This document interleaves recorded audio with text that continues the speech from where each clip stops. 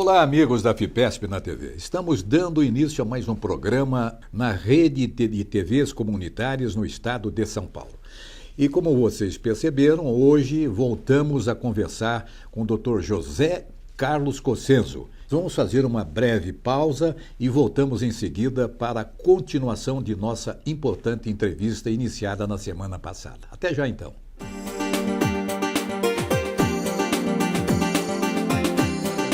Olá! O presidente da FEPESP, Antônio Carlos Duarte Moreira, recebe com exclusividade no programa FEPESP na TV o promotor José Carlos Cossenzo, que é coordenador de assuntos estratégicos no Ministério Público do Estado de São Paulo. Dr. Cossenzo é um líder do funcionalismo com muitas décadas de trabalho. Foi presidente da Associação dos Procuradores do Estado de São Paulo e da Associação Nacional dos Membros do Ministério Público. Também foi presidente do Fórum Permanente das Carreiras Típicas do Estado.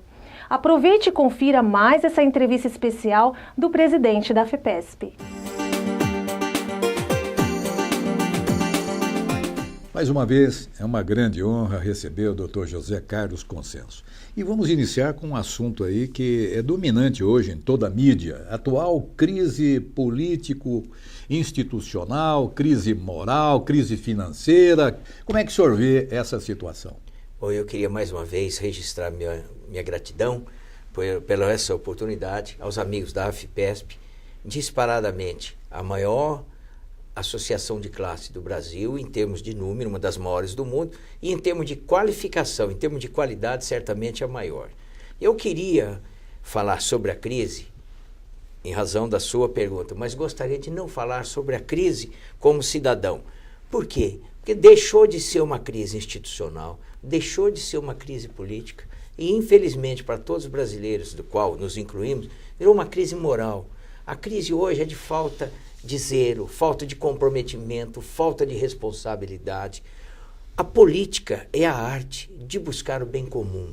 A política é a arte de você discutir e negociar, sempre voltado para o bem comum e o crescimento do país. Hoje nós chegamos à conclusão claríssima, como diria aquele grande ministro, involtável, de que hoje a crise é moral, é um desrespeito. A grande maioria dos políticos fazem do seu mandato um trampolim para que possa se locupletar, para que se possa ganhar dinheiro, para que se possa nunca pensar no povo e simplesmente pensar em resolver. É muito difícil, apesar de que tivemos um avanço muito grande de colocar na cadeia grandes figurões, pessoas que nunca se imaginava. Nós temos dois presidentes, ex-presidentes da Câmara dos Deputados. Nós temos três ex-presidentes da República respondendo processos criminais, ações por improbidade administrativa. Temos um sem número de pessoas aí presas e principalmente os maiores empresários deste país estão presos. Então, isso significa o quê? Que as instituições estão funcionando. Então, nós temos a Constituição com a democracia mais longeva desse país.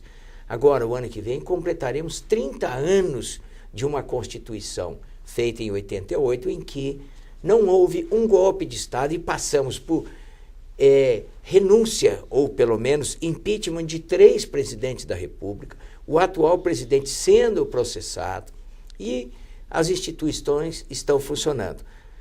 Esse é um ponto fundamental. Mas o ponto trágico é que só estão funcionando porque a crise moral é muito grande.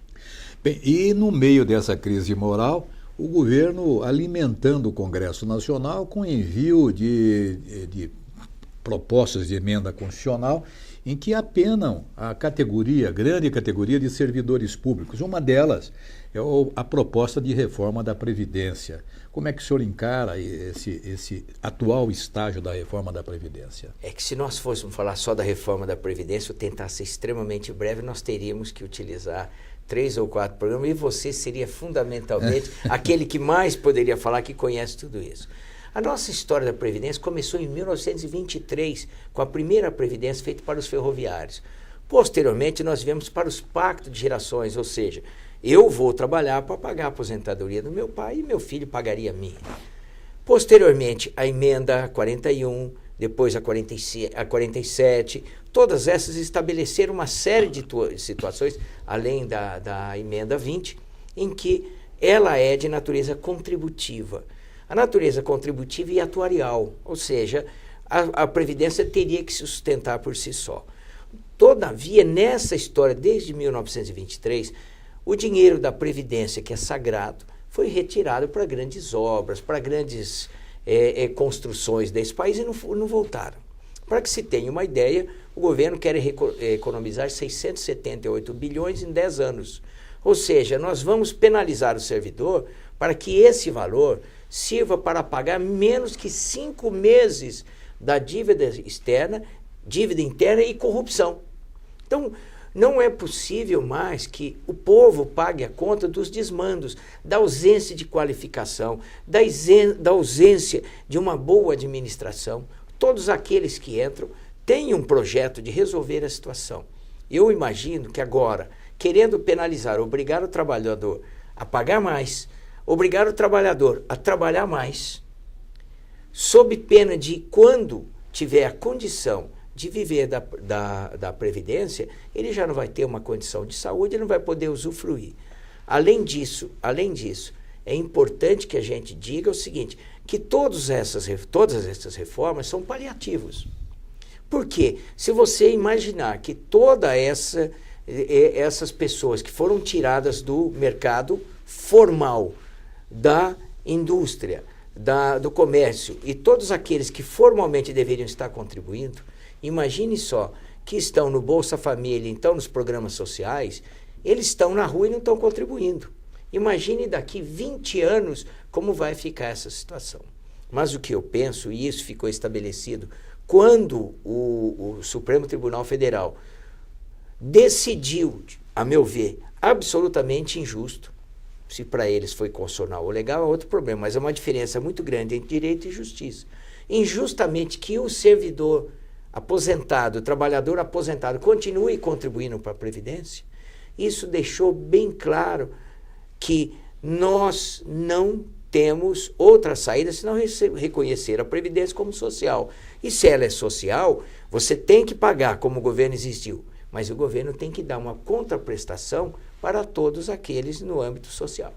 E eu acho que a Constituição, quando ela colocou lá no artigo 194, que trata da Seguridade Social, está bem decodificado, né? A Previdência Social é um dos institutos importantes na Seguridade Social. Contudo, eu vejo que nós temos grandes equívocos. Uma deles, a manutenção da Previdência é por contribuição. É uma cota à parte de governo, uma cota à parte do trabalhador. E isso não é muito bem sopesado. Essa é a realidade. E isso nos preocupa. Mas isso é um debate, doutor Cossenzo, que nós temos que fazer, porque eu sou daqueles partidários que a Previdência Social do trabalhador deva ser capitalizada em conta individual, a exemplo do Fundo de Garantia para os Trabalhadores. Mas os governantes não têm interesse, porque eles podem manipular a nossa Previdência da seguinte maneira. Eles podem gerar ali o superávit primário e saldar as suas contas. Enquanto isso, esse dinheiro é todo tirado, subtraído da conta previdenciária. Se é uma conta individualizada, o mutuário, o participante do sistema, ele vai fiscalizar. Bom, eu, infelizmente, nesse bloco e nessa posição não vai ter grande debate, porque eu sou rigorosamente favorável ao sistema capitalizado para que cada um tenha a sua conta individualizada. Isso mesmo. Isso é extremamente claro. O dinheiro que eu coloco ali vai para aquele monte, imaginem agora, grande parte desses valores depositados foram inclusive feitos para socorrer várias outras que estão empresas ou investimentos que o governo não tem dinheiro. O que se busca, como é de natureza solidária, eu queria só fazer essa colocação para solidariedade, essa expressão solidariedade, porque quando se estava discutindo a emenda número 20, se buscava a contribuição ou não do inativo, que para mim é um absurdo. Tem um fato gerador. Qual é o fato gerador? Eu paguei para usufruir lá na frente. Se eu paguei para usufruir, não é correto, não é decente, não é justo que eu tenha que continuar pagando para aquilo ali. Mas o que fez na época? O governo, na época, era a oposição de hoje, estabeleceu a expressão de natureza solidária. Quando é solidário, todos vão ter que contribuir, inclusive os aposentados. Então, se nós tivéssemos a conta individualizada, se nós tivéssemos a possibilidade de capitalizar, eu vou fiscalizar, porque eu quero saber como é que vai estar na frente, como é o fundo de garantia. Mas a sua expressão é absolutamente correta. Você joga num monte e nesse monte cada um pega como quiser. Vou dar um outro exemplo da correção dessa sua afirmação. Antigamente, no próprio Poder Judiciário, quando eu comecei a trabalhar em fórum com o menor colaborador, nós tínhamos uma conta única. Então, se tinha um alvará de venda de um imóvel que era pertencente a menor, todo aquele ia para aquela conta única. E se tiravam dinheiro, ninguém sabia de quem era. A partir do momento em que você estabeleceu a conta individualizada, não adianta um funcionário querer meter a mão no dinheiro, fazer qualquer coisa errada, porque a conta é aquela ali. É individualizada. Então, é uma pena que a gente não caminhe, não trilhe para esse objetivo, que seria o melhor de todos. Mas, infelizmente, o governo está fazendo, mais uma vez, buscar um monte para arrecadar. Isso daqui, me perdoe, talvez alongar muito, mas isso chama-se imediatismo, que é algo mais abominável que pode ter em administração. Cada um quer resolver o seu problema. Nenhum governante pensa que a administração tem um princípio maior, que é a continuidade. Você começou, eu sou seu sucessor, nós estamos oxigenando aquilo ali, aquilo que você acertou, eu vou continuar, aquilo que você errou, eu vou tentar modificar, mas vão para a continuidade. E não, hoje cada um pensa apenas em resolver o seu problema, como o Michel Temer está pensando em resolver o seu problema, como está pensando em acertar tudo aquilo ali, e vão ser bem claro, essa reforma da Previdência não é para resolver caixa nenhum. Essa reforma da Previdência é bem clara. É o mercado de capitais, de previdência complementar que está querendo e está exigindo, porque você estabelecendo o teto do regime geral, todo mundo vai para a previdência complementar. E os grandes grupos europeus estão aí de boca aberta, esperando que se cumpra isso. Bem, conversa agradável com o doutor José Carlos Cossenzo, procurador de Justiça, um dos mais entendidos em previdência pelos debates, pela tradição que ele tem. Ele é muito, vamos dizer, combativo nas suas idas a Brasília, é um colega fantástico. Eu agradeço ao doutor Cossenzo por essa oportunidade. Esse é um assunto que deveremos voltar a falar consigo pela riqueza de informações que o senhor tem. O senhor é um homem muito culto, além do mais, tem uma facilidade para colocar de forma didática para que todos entendam. Quero cumprimentá-lo, muito obrigado pela FIPESP na TV, pela sua participação. Eu que agradeço imensamente a oportunidade de poder falar com pessoas tão qualificadas. E continuem agora com o nosso programa AFIPESP na TV.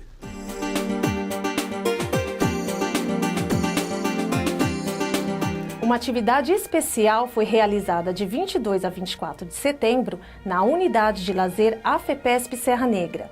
Idealizada pelo conselheiro Mário Palumbo, o workshop sobre yoga e meditação cristã reuniu dezenas de associados que se inscreveram para o evento. A principal palestra foi do padre Haroldo Joseph Hahn, natural dos Estados Unidos, que chegou ao Brasil em 1965. São muitas obras do padre Haroldo, especialmente na cidade de Campinas, onde existe um instituto com seu nome, que ajuda na recuperação de dependentes químicos. Em 2008, padre Haroldo iniciou os cursos no Brasil sobre a yoga cristã. Ele é o fundador e presidente da Federação Brasileira das Comunidades Terapêuticas, graduado em Artes em Nova Orleans, Filosofia em Alabama e Teologia em St. Louis. Vamos conferir um trecho de sua palestra? Por que temos chamada yoga cristão? Quero lembrar que muitos cristãos, sobretudo, acham que yoga é uma religião em competição com cristianismo, Moimei e muitos outros. Yoga é nada disso. Yoga é uma filosofia. E quem escreveu isto sobre as asanas foi Patanjali, mais ou menos 200 anos antes de Jesus Cristo, mais ou menos. E foi ele que deu as ideias muito espirituais para yoga, yama, niyama, etc., que não vou falar. Estudei muito estas ideias de yoga, não violência, estudo, amor, etc., que Patanjali escreveu e pus nas asanas movimento. E queria falar, eu vou dar yoga cristão. E quando nós descansamos no fim, poucos minutos, é um relaxamento que é impossível pegar depois. Por isso, é bom praticar pouco antes de dormir. Eu, dormindo, relaxa na presença divina, pensando que estou num grão da areia, vivendo poucos segundos, talvez e eternamente, com trilhões de outros espíritos, almas, louvando Deus, adorando. Prestigiaram este evento o presidente da FEPESP, Antônio Carlos Duarte Moreira, o diretor econômico-financeiro, Antônio Arnosti, e a segunda vice-presidente, Edna Pedroso de Moraes. O presidente Duarte Moreira também falou com os associados participantes. Para a nossa associação, com 255 mil associados, a sua vida, a Serra Negra, se perpetuará na história de nossa entidade. E com essa vigorosa vitalidade do Padre Haroldo, se a gente puder implorar e impor o desafio a todos nós, vamos querer trazer o Padre Haroldo para a comemoração de 100 anos da entidade em 5 de novembro do ano de 2031. Ainda na programação, foram realizadas palestras com Maria Cecília Manzoli Ramos sobre o mundo moderno. O que acontece quando tem um monte de pessoa reunida num consultório, numa fila, em algum lugar? As pessoas começam a puxar prosa, a conversar? Não. O que elas pegam? Pá. Então, o que acontece com aquele grupinho? Destruído. É destruído. Então, a tecnologia moderna não está nem lixando se tem Deus no meio, se não tem Deus no meio. A tecnologia moderna é ateia, nesse caso, né? Olhando por esse caminho. E vamos voltar a pôr as mãos na cintura.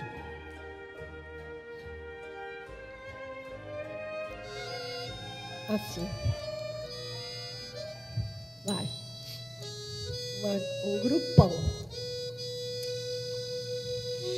Deu meia-noite, a lua faz um claro, eu assobo no zaro, vou não fica com medo de juntar os quadris, não. Aranha tece, puxa vamos mais, o fio da teia, a ciência da Feche os aldeia, olhos. da aranha Abre um e pouquinho a as minha, muita e gente desconhece. Sente o rio de uma corrente de luz perpassa pelos nossos quadris e forma uma aliança, um círculo azul. E esse círculo vai envolvendo toda a terra com paz, amor, alegria, valores positivos.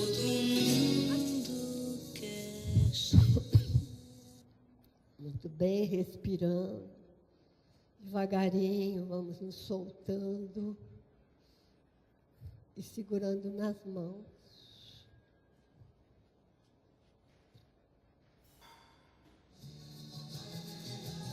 E agora, depois dessa comunhão com a gente, com as pessoas, com Deus, a gente está voltando ao comum. Já já vamos embora, vamos levar tudo o que vivenciamos.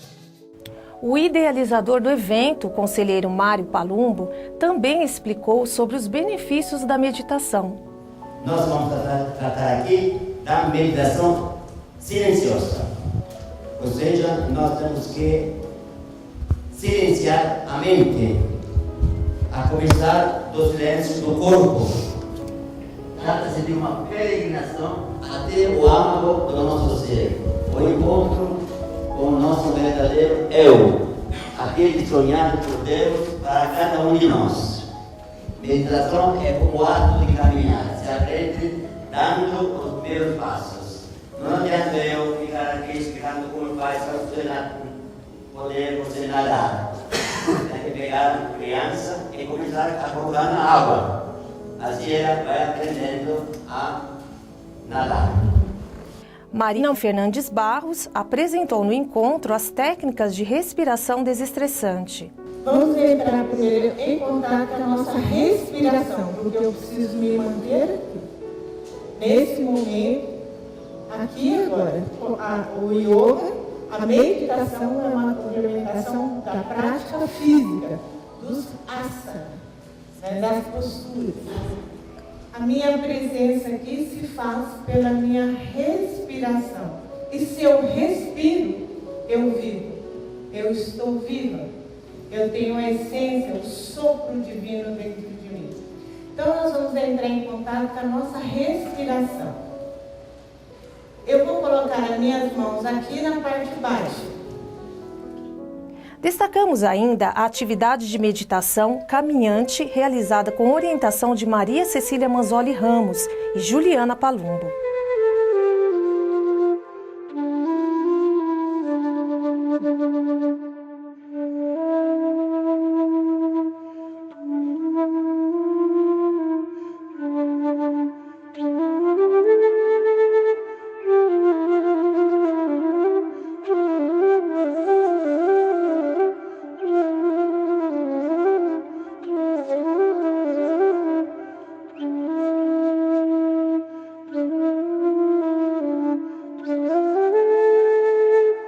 Este evento é parte de um trabalho intenso do conselheiro Mário Palumbo para divulgar a meditação cristã.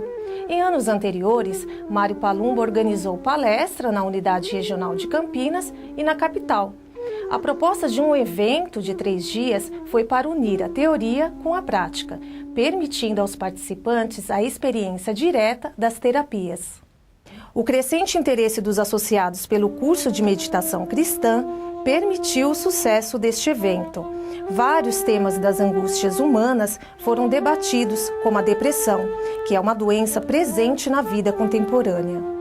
A yoga e a meditação cristã são práticas seculares que permitem uma vida com mais equilíbrio emocional e até benefícios físicos. Obrigada por sua audiência e fiquem com a imagem deste evento que trouxe, sobretudo, a paz aos participantes. Até breve!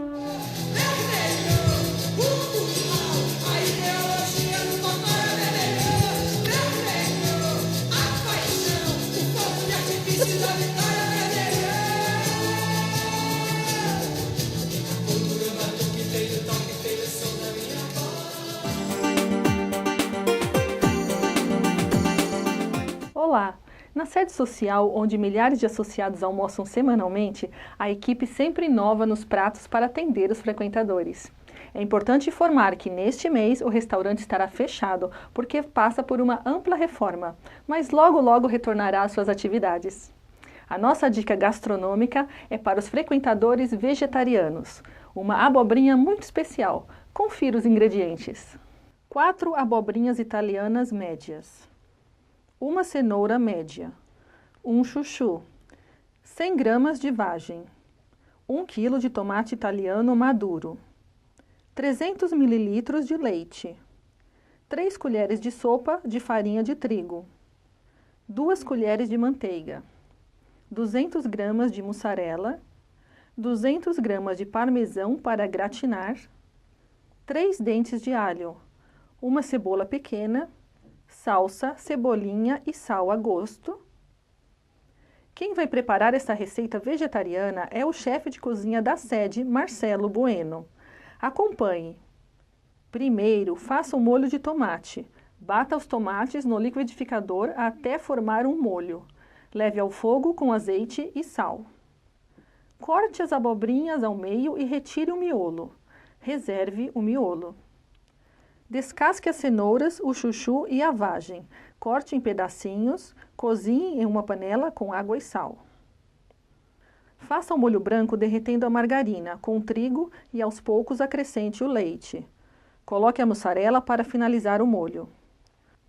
Misture os legumes no molho branco, a salsa e a cebolinha. Depois, recheie as abobrinhas com esta mistura. Coloque o molho de tomate em uma assadeira, acomode as abobrinhas e coloque por cima o parmesão. Leve ao forno para gratinar. Esta receita de abobrinha vegetariana é uma receita consagrada no restaurante da sede. Como o espaço está em reforma, não mostraremos imagens do local. Fique com imagens desta deliciosa receita. Obrigada por sua audiência e até breve.